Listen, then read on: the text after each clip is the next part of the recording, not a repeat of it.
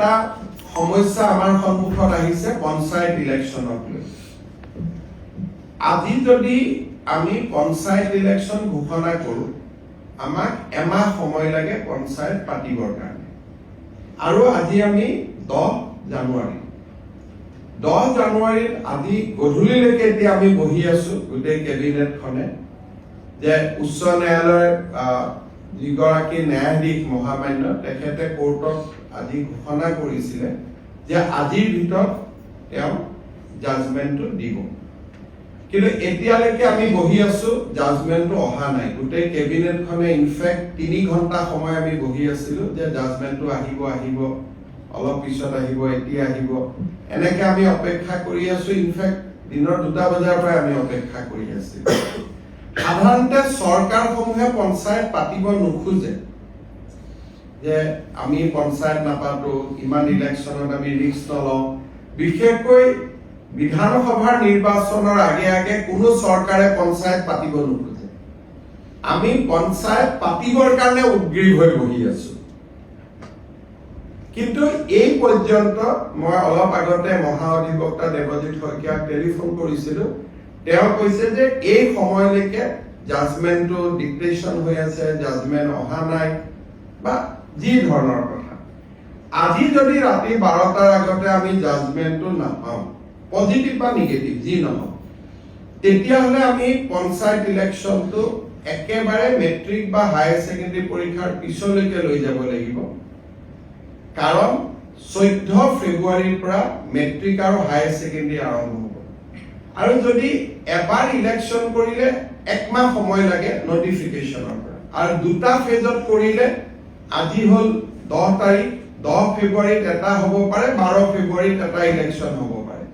কিন্তু আজি যদি ৰাতি 12টাৰ আগতে যদি হাইকোৰ্টৰ পৰা অৰ্ডাৰটো ওলাই নাহে, আৰু পিছৰ 10 দিনো হাইকোৰ্ট বন্ধ আছে, গতিকে তাৰ পৰিপ্ৰেক্ষিতত মই ভাবো যে পঞ্চায়ত ইলেকশ্যন পতাটো অসম্ভৱ হৈ পৰিব। কাৰণ মেট্ৰিক আৰু হায়াৰ ছেকেণ্ডেৰী পৰীক্ষাৰ মাজত পঞ্চায়ত ইলেকশ্যন পাতিব পৰা নাযাব। গতিকে যিসকলে মোক সুধি আছে যে পঞ্চায়ত ইলেকশ্যন কেতিয়া হ'ব, মোৰ উত্তৰ এইটোৱে যে চৰকাৰে আজি 3 দিন ধৰি, আৰু কেছবিলাক হৈছে অকল এটা কৰিমগঞ্জ জিলাৰ 19খন পঞ্চায়ত লৈ, বাকী অসমখন ইয়াৰ লগত জড়িতই নাই। কৰিমগঞ্জ জিলাৰ 19খন পঞ্চায়ত, লাগিলে কৰিমগঞ্জ জিলাত ইলেকশ্যন নাপাতিলেও হৈ গ'লহেঁতেন। বাকী জেগাখিনিত ইলেকশ্যন পাতিব আমি অনুমতিটো পালে আমি ইলেকশ্যন পাতি দিলোহেঁতেন। এই 12টা বজালৈকে আমি অপেক্ষা কৰিম। কিন্তু আজি যদি ৰাতি 12টা বজাৰ ভিতৰত যদি নাহেগৈ হাইকোৰ্টৰ পৰা, তেতিয়াহ'লে মই ভাবো যে মেট্ৰিক আৰু হায়াৰ ছেকেণ্ডেৰী পৰীক্ষাৰ আগত ইলেকশ্যন হোৱাটো অসম্ভৱ হৈ পৰিব। আৰু এই ইলেকশ্যনো পিছুৱাবৰ কাৰণে কোনে লাগি আছে? কংগ্ৰেছ দলৰ, কৰিমগঞ্জ দলৰ প্ৰাৰ্থী হাফিজ ৰফিজ আহমেদ চৌধুৰীয়ে গোটেই কেছটো কৰি আছে।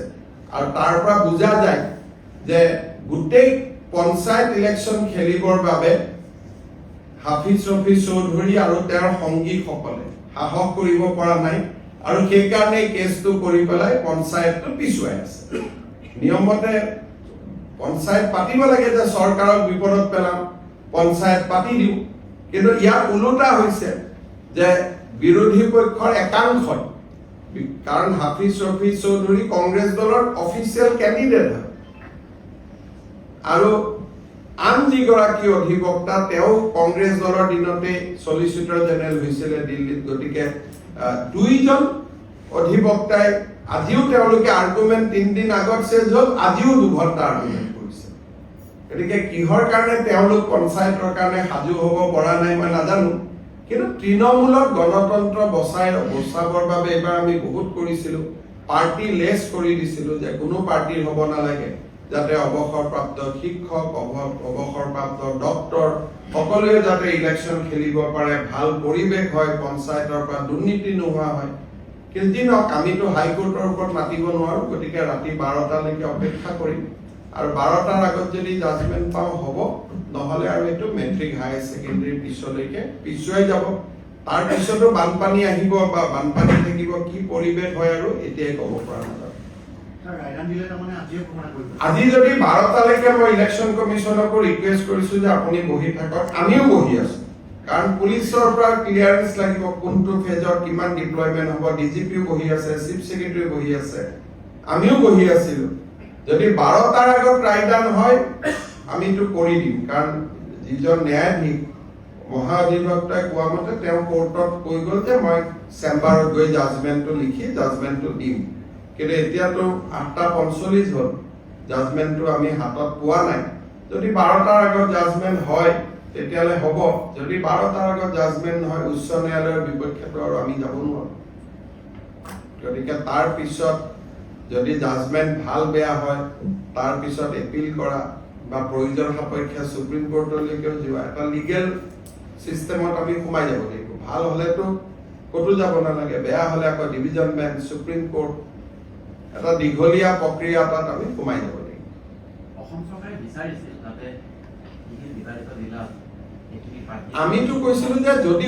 19খন পঞ্চায়তৰ কথা 19খন পঞ্চায়ত বা সেই জিলাখনেই কমপ্লিট বাদ দিয়ক আমাৰ এডভোকেট জেনেৰেল তাত আৰ্গুমেন্টটো দিছে এতিয়া ন্যায়াধীশ গৰাকীয়ে কেনেকে জাজমেন্ট দিয়ে এতিয়াতো মই দেখা নাই জাজমেন্টটো দেখাৰ পিছতহে আমি অপিনিয়ন দিব পাৰিম ভাল বেয়া যিয়ে নহওক কিয় আমাৰ মতে নগলে তেতিয়াও কথা কিন্তু আমাৰ ফেভাৰতো যদি যায় আৰু জাজমেন্টটো কালি পাওঁ তেতিয়াহ'লে ইলেকশ্যন নহ'ব 12টাৰ আগতে পালেহে ইলেকশ্যন হ'ব নহ'লে মেট্ৰিক পৰীক্ষা হায়াৰ ছেকেণ্ডেৰী পৰীক্ষাৰ ইমান ওচৰত গৈ ইলেকশ্যন পাতিলে ছাত্ৰ ছাত্ৰীসকলে সমালোচনা কৰিব গতিকে যিসকলে মোক পঞ্চায়তৰ ওপৰত সুধি আছিলে এইখিনিকে মই জনাম হ'ব